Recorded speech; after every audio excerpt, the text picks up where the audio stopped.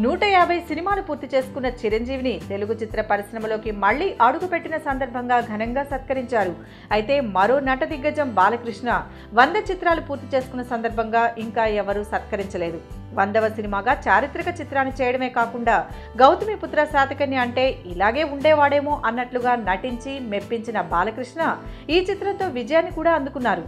ముందుగా చిరంజీవిని సత్కరించిన సుబ్బిరామిరెడ్డి త్వరలో బాలకృష్ణ కూడా సన్మానం ఏర్పాటు చేస్తారో లేక సినీ పరిశ్రమ మొత్తం కదిలి వచ్చి ఈ ఇద్దరు దిగ్గజాలకి సన్మానం చేస్తుందో చూడాలి. హీరోగా 100 సినిమాలు పూర్తి చేసుకోవడం అనేది ఇకపై జరగకపోవచ్చు. అలాగే నాగార్జున మినహా మిగిలిన హీరోలు 100 సినిమాల మార్కులు చేరుకోవడం అసాధ్యమేననిపిస్తోంది.